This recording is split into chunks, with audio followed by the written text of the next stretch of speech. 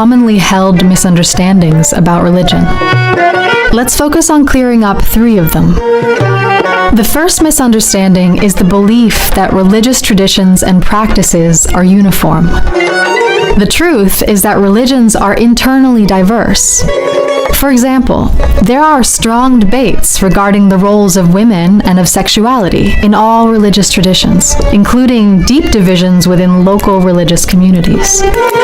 In this way, it is always problematic to make claims that begin with "Jews believe" or "Hindus believe" because of the vast diversity of beliefs within all religious traditions.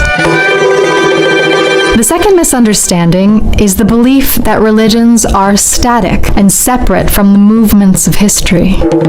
In fact, religions exist in time and space and are constantly interpreted and reinterpreted by believers. For example, the practice of slavery has been both justified and vilified by all 3 monotheistic traditions in differing social and historical contexts. The third misunderstanding is the belief that religions function in isolation from their political, cultural, and economic contexts. The reality is that religions are collections of ideas, practices, values, and stories that are embedded in cultures. Religion and culture are inseparable. Just as religion cannot be understood in isolation from its cultural contexts, it is impossible to fully understand a culture without considering its religious dimensions. Religion is inextricably woven into all dimensions of human experience, and a better understanding of it is crucial for meeting the variety of opportunities and challenges we face today and into the future.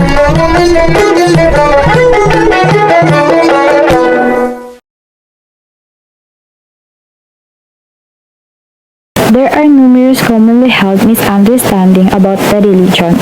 First is the belief that religions are internally diverse as opposed to uniform. It is truism but requires explanation due to the common ways that religious traditions and practices are frequently portrayed as uniform. Second misunderstanding is the belief that religions evolve and change over time as opposed to being ahistorical and static. This is another truism but again required explanation due to the common practice of representing religious traditions without social or historical context. Last is that religious influences are embedded in cultures. It means that a religion cannot be understood in isolation from its cultural, including political context. It is impossible to understand culture without considering its religious dimension. Pleasant day to each and everyone. We are the group 2 to present about the globalization of religion.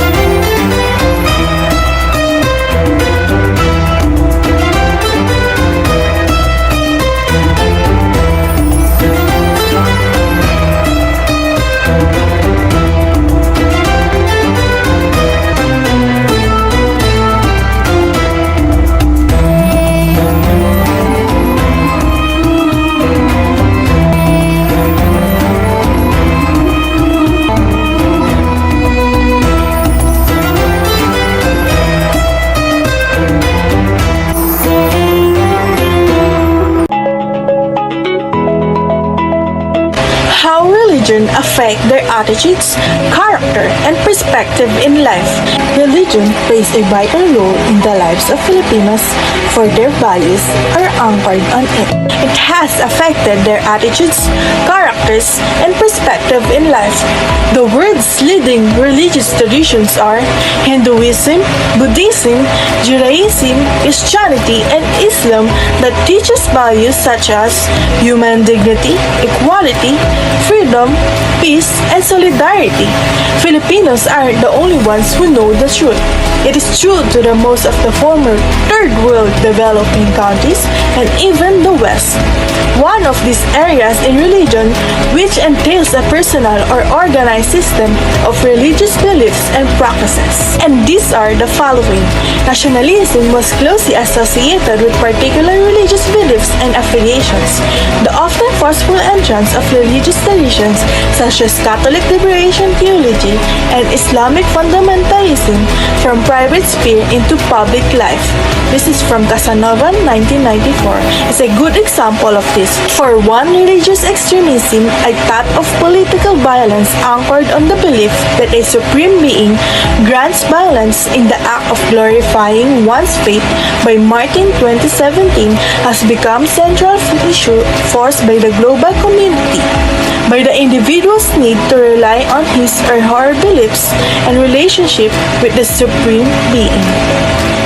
Globalization brings a culture of pluralism, meaning religious with overlapping but distinct ethics and interests interact with one another. Globalization can also refer to the worldwide interconnectedness of all areas of contemporary social life.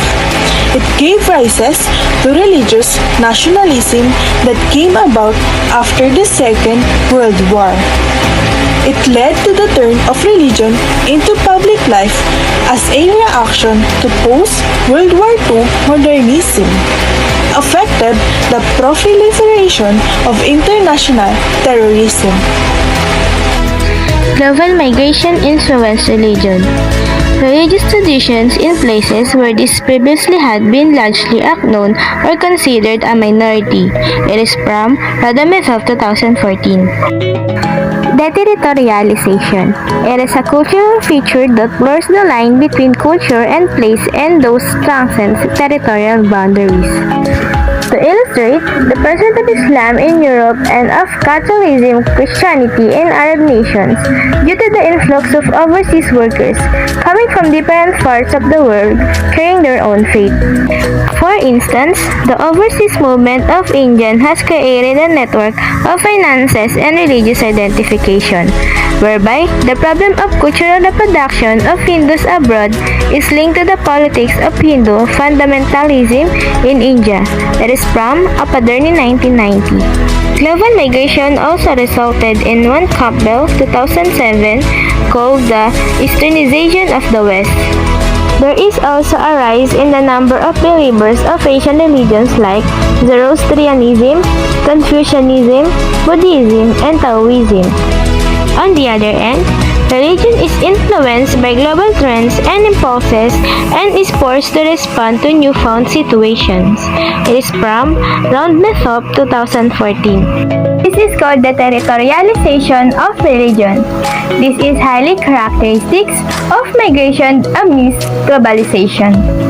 For Roy, the territorialization contributes strongly to the reduction of religious beliefs and practices previously experienced as holistic and interpenetrating most areas of life. To me, religion, taking a truncated, compartmentalized, and simplified form. These workers, however, create a sense of attachment or criticism towards the religious tradition in their home state. The West, which is the starting point for the spread of world religions, is now the recipient of new system of beliefs from the East. One good example is the use of social media as a tool for evangelization. American evangelista Joel Scott Austin and Cliff Thomas Cameron make use of Facebook and other social media platforms to spread their beliefs. As such, they made a global and borderless reach. Another example is the call for ecumenism among Christian churches to have a closer relationships and better recognition. In 2006, the Catholic Orthodox dialogue transpired. Interaction of religion and culture in a global religion. Global-local religion. Local religions involve the blending or fusion of global religious expression with local particularity. The interaction of religion and culture resulted in a global-local religion. This fusion can take a variety of forms and can be expressed in different cultures, milieus, and historical eras. Under the heading of local religion are included various forms of religious or cultural syncretism develop a model of four distinct globalization. This localization is certainly far more common in pre-modern or pre-literate cultures in which access to sacred texts was limited and religious efficacy could be tied to a specific language. Perhaps the most prominent example of such vernacularization comes from Islam, whereby Arabic serves as the religion's sacred language, even a cultural context outside the Arab world. Chalcedonian Christianity's vernacularization involved the rise of high culture languages with their own script. After the spread of Christianity, their status as high culture script languages further amplified cultural differences that became encoded in religious categories. Or distinct globalization. First, vernacularization. Vernacularization refers to the blending of universal religious with local languages. Arabic is used as Islam's sacred language even outside of the Arab world, while Greek and Latin remains to the primary languages of Christianity. This vernacularization of religion also results in the creation of new branches of religion, such as that of Orthodox Christianity, which stems from Christianity. Indigenization transformed a universal religion to suit the specific of a particular ethnic group. An example is the practice of Islam by various ethnic groups in the Zamboanga Peninsula. Indigenization blends religious universalism with local particularism by adapting religious ritual, expression, and hierarchies into the specific of a particular ethnicity. Most often, the sense of distinction thus constructed blends religious and ethnic difference. Example is the blending of African traditional forms of religiosity and Christianity in Brazil and the Caribbean. Nationalization constructs a link between the nation and church. Religious institutions relate to national identities and the realities of that nation. Being part of the nation means belonging to its national church. And transnationalization has complemented religious nationalization by focusing groups on identifying a specific religious traditions of real or imagined national homelands.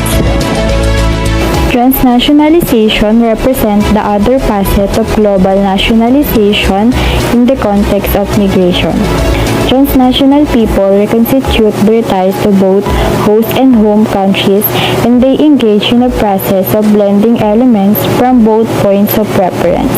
It is in this sense that transnationalization is seen as a form of localization. International migration has offered a scholarly context in which it became possible to theorize the relationship between people and religion in a transnational context. Global conflict and peace. The relationship between culture and religion is revealed in the motivation and manifestation of cultural expression. The globalization of religion brought two opposing results. Starting from the late 20th century, religion has been a source of global conflict and peace. If culture expresses how humans experience and understand the world, religion is a fundamental way in which humans experience and understand the world. So that globalization has a big impact in our religious practices and beliefs, but the question is the religion cause of global conflict, or it will be the solution of having global peace the relationship? Reading international news stories from the global mass media giants, one can readily observe that religion plays a role in global conflict. The example of it is, in Britain, Muslims were linked to the jihadist attack in June 2017 on the London Bridge. Jewish extremists in Israel were accused of targeting and beating Palestinians also in June 2017. The American-based organization New Christian Right questioned the teaching of evolution in schools in the same year. All these are because of one's understanding and interpretation of institutionalized beliefs and traditions of religion. Despite these events, it is unjust to point at religion as the sole cause of global conflicts. Religions were primarily established to put God's will in fruition. However, persons responsible for the conflicts use their religious doctrines, dogmas, and even scared verses to morally justify their evil action. Point here is not the global conflicts, but the role of religion in this conflict. If they act moderately, this means they abandon the supreme's being well. Fundamental beliefs that men ought to return to the very passage of the sacred books to legitimize their actions. One reason why there is a global conflict is because some people are not respecting one's belief. There is a conflict between these two because they are arguing about their belief. They are slandering each other non-stop. Conversely, it plays a vital role in man's search for world peace. Religion touches the inner self of humans and encourages them to improve themselves and society. Though not famous among the recent international news story, religious peacemakers do their tasks concerning humanitarian assistance and faith-centered interventions. Religion is affected by globalization. At the same time, it has contributed to the rise of global conflicts and the achievements of world peace. Conflicts are caused by different interpretation of the religious sacred texts applied in the secular world, in the guise of economic and political classes, or vice versa. Either individualized or institutionalized, religion is one of the actors of cultural globalization. For example, a Christian humanitarian organization helping children, families, and communities overcome poverty and injustice. Also, faith-centered mediation is driven by the search for peace. In 2014, Pope Francis had an important role in the US-Cuba deal that ended the long conflict between the two nation states.